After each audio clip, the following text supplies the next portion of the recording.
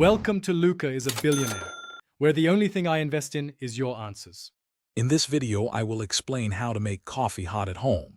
To start, always pre-warm your mugs or insulated containers. This simple step prevents your freshly brewed coffee from losing heat immediately upon contact. Aim to brew your coffee at an ideal temperature of about 200 degrees Fahrenheit for optimal extraction and warmth. A good thermal carafe is also an excellent investment, capable of keeping your coffee hot for several hours without needing to reheat it. For more advanced heat retention, consider investing in a mug warmer. These devices keep your coffee at a consistent, enjoyable temperature for as long as you need.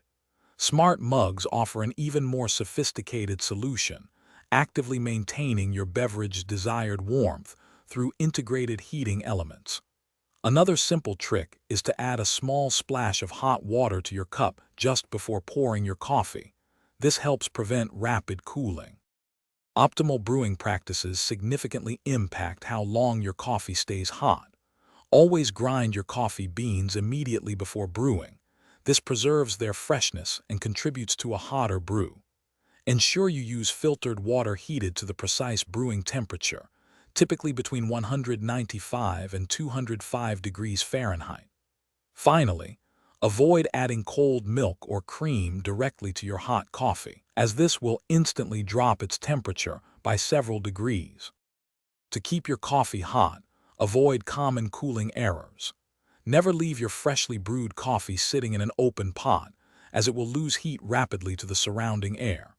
While convenient, reheating coffee in a microwave can often negatively affect its delicate flavor profile, making it taste stale or burnt.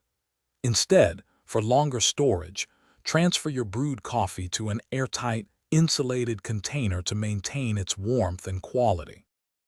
Thanks for watching and please subscribe. It's the best investment you'll ever make.